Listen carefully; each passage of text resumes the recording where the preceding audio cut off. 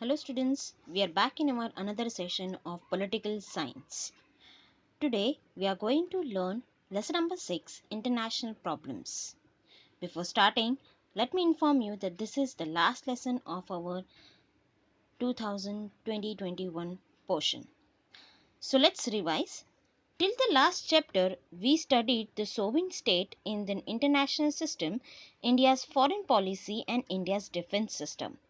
We also studied the objectives of the United Nations in this chapter. In this chapter, we are going to study some important international problems. Some problems are not restricted to any one country. They affect many countries and eventually all the countries of the world. These problems that affect the whole world are called international problems. In order to solve these international problems, all nations need to make joint efforts. In this chapter, we shall therefore study problems related to human rights, environment, and terrorism. Even the questions of refugees are now assuming global proportions. Hence, we shall consider this issue as well. So, students, international problems, that means whatever problems which are created at the international level among all the countries in the world, and how is to be resolved and at what extended level it has been reached. These all points we are going to see in this lesson. So let's begin with our first point, that is human rights.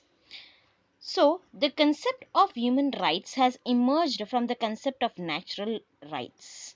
Natural rights are those rights that we are endowed with because we are born as human beings.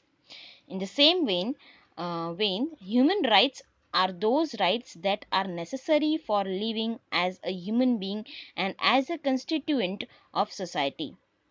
The American and the French revolutions proclaimed liberty, equality, fraternity, and justice as human rights. The idea that in order to release these rights, a democratic form of government is essential was strengthened. After that, several European nations adopted democratic constitutions and governments. This brought limit on the authority of the state. The main responsibility of the state came to be understood to be the protection of citizens' rights. So, students, talking about human rights, being a democratic nation, our nation has given the n number of rights to the human beings, and also practically considering ourselves a human being, we have some natural rights too, which are like food, clothing, shelter, education, and health. Okay, so related to the life, whatever the basic needs are there, these all needs related, whatever rights are there, those are to be included in the human rights at the first. And after that, the rights which are being given by our nation to us for the development purpose is also to be considered. Going further, rise of concept of human rights in international relation. After United Nations was established, the Universal Declaration of Human Rights was prepared. It was adopted in the United Nations General Assembly by a majority vote on 10th December 1948.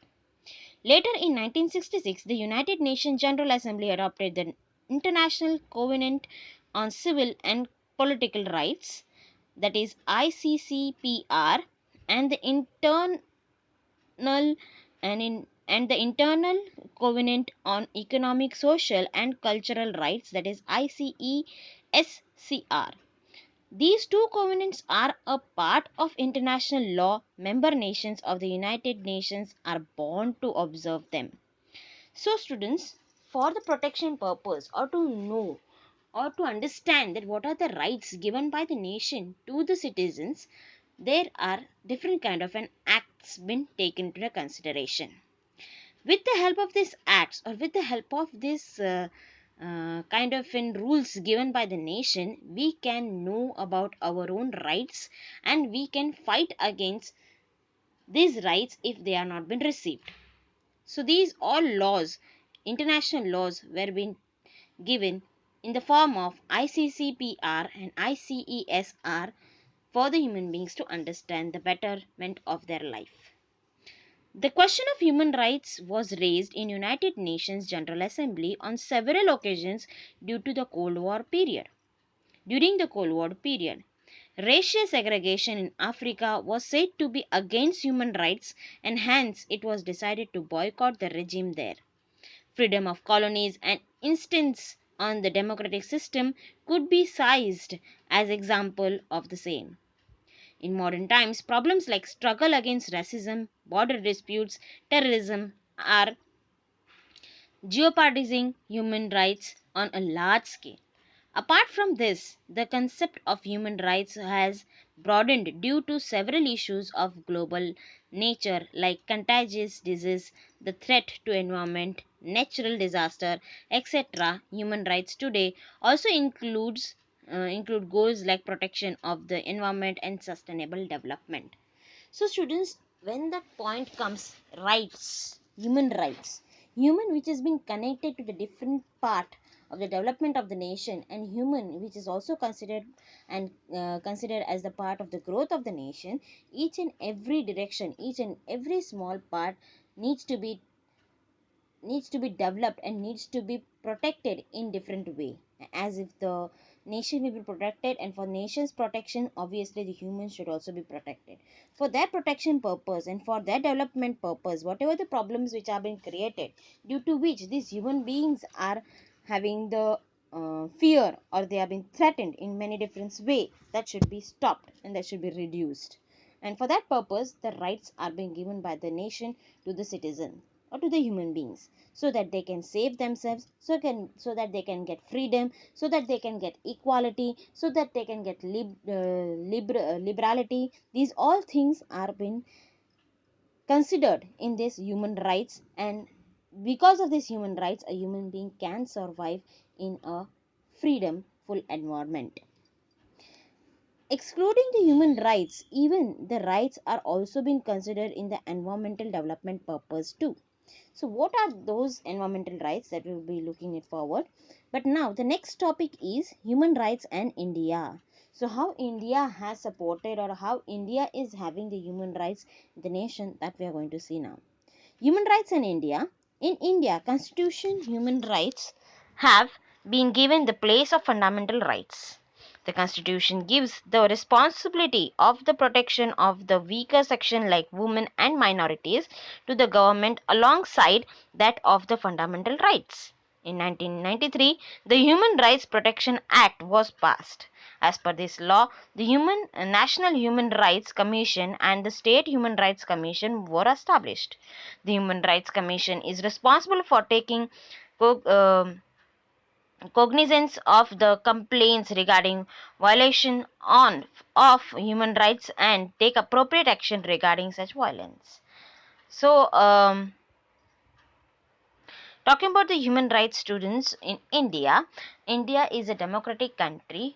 It's to the people, for the people, and by the people. So, while considering the development of the nation, citizens are given the priority. And citizens will develop when they are being given different kind of freedom and authority, and to fight against the with the problems. So here, human rights are given by the nation to the citizens in different forms. And including these fundamental rights, there were different kind of a human right protection act also passed over in 1993. Further, to look upon related to the act, or whether the act has been followed properly or not, the National Human Rights Commission and the State Human Rights Commission were also been established, and their duty is to take a perfect decision if somebody is not following or somebody is not taking the act seriously. So these all undergoes the development of the nation in a very perfect chronological manner. Going further, secure environment. Now comes that how the environment is important from the development point of view, or how the environment is to be considered as the international problem. So let's go on, students. In the present times, the concept of human rights has become bordered, and it is increasingly being accepted that a secure environment is an important human right. So students, if environment is secured, obviously the human will also be secured. So directly or indirectly, security of environment and the human rights are connected with each other. So here the priority is given to the secure environment also. At international level, the awareness and need of saving the environment was expressed in 1970. The experts studying the environment believe that due to industrialization on a large scale and the increasing need for energy has endangered the environment. These activists celebrated the first Earth Day on 22nd April 1970. Chemical fertilization and pesticides used in agriculture, sound pollution due to vehicles, radiations from nuclear reactors, oil leakages or leakages of chemical gases make the environment unsafe and create various problems.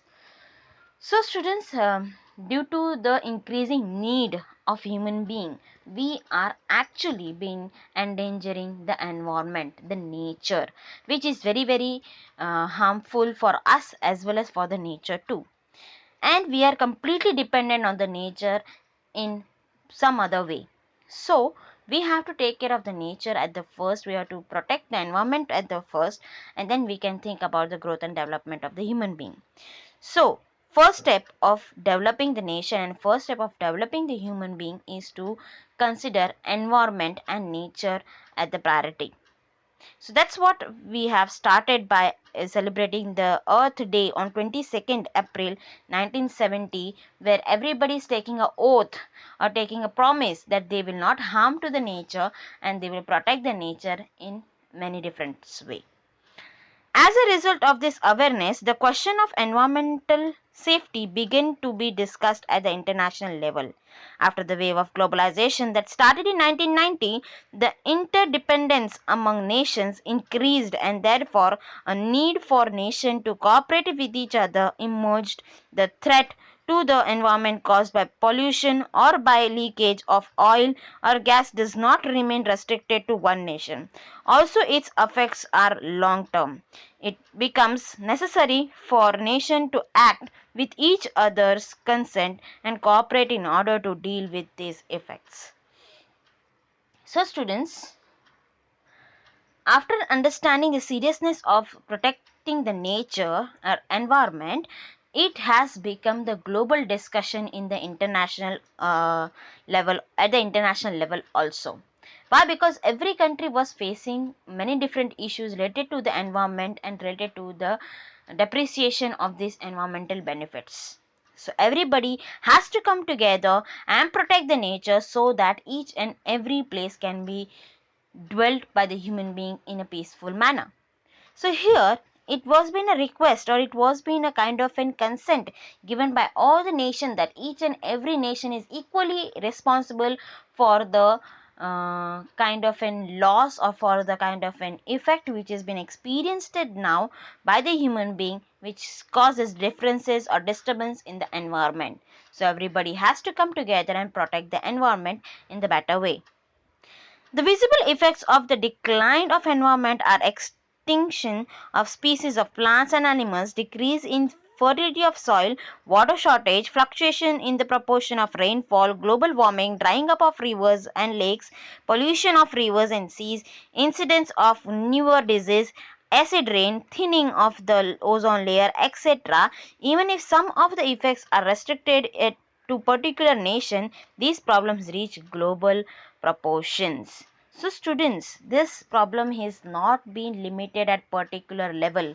It is it's kept on increasing, it is kept on going on further in many different ways. Students, whatever kind of a situation which is described in this paragraph, including that there are many different kind of things which have been faced just because of the disturbance of environment.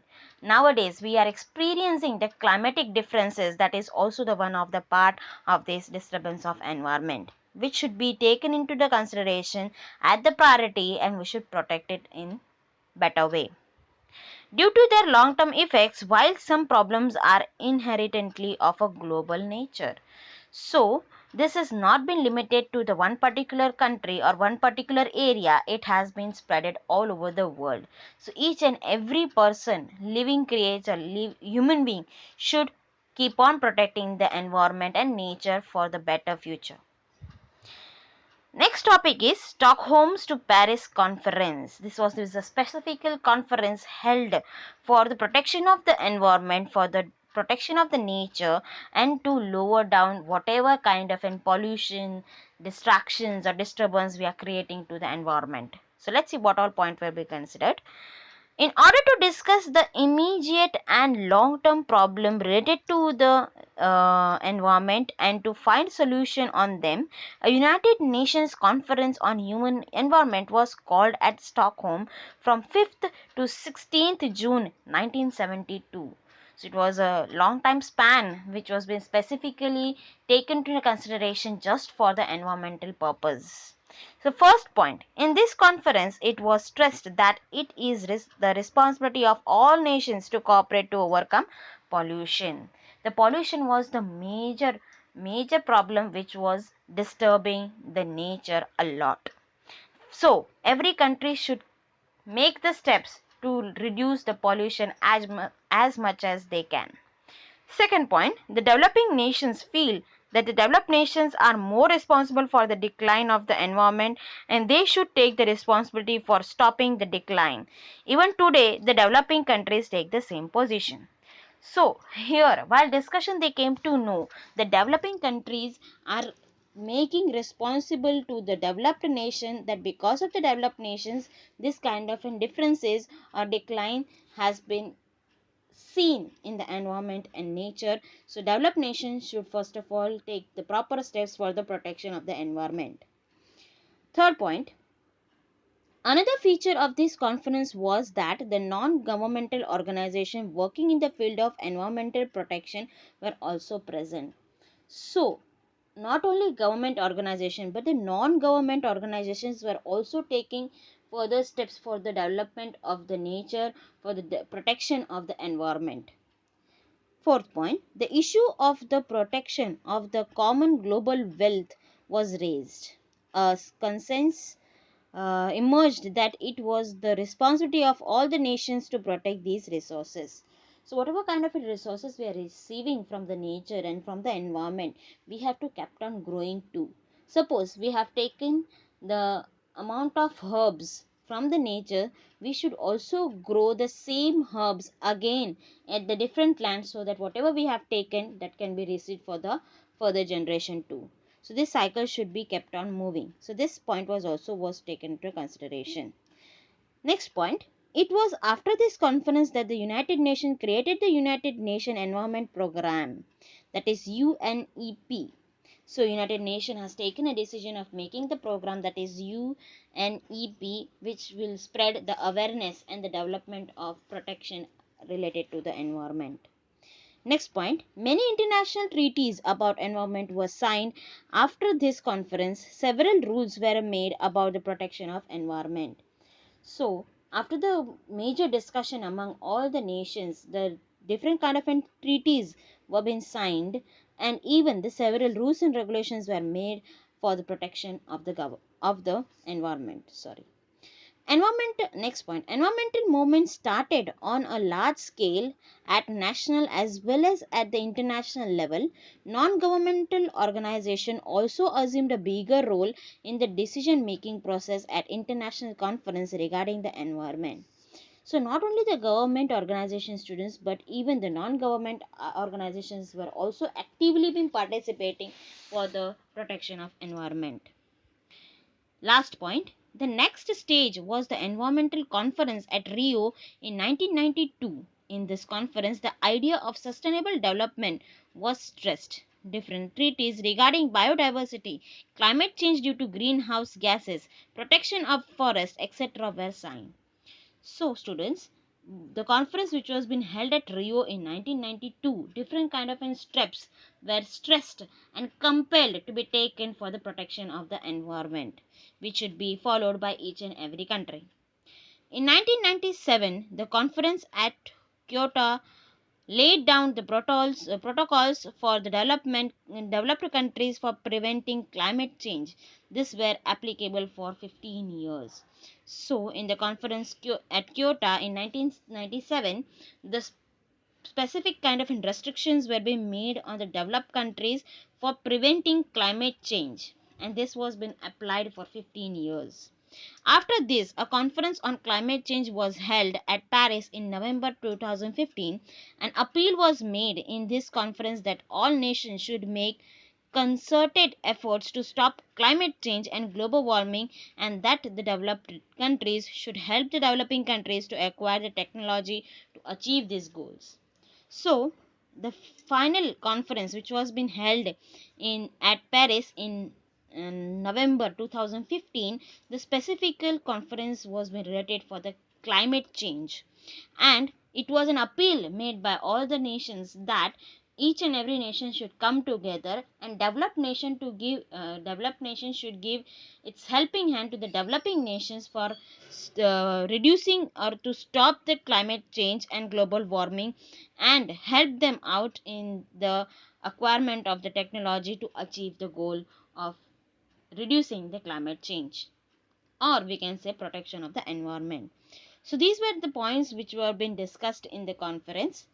Further points will be discussed in the next sessions today, students. So we will be stopping over here. This is the part 1.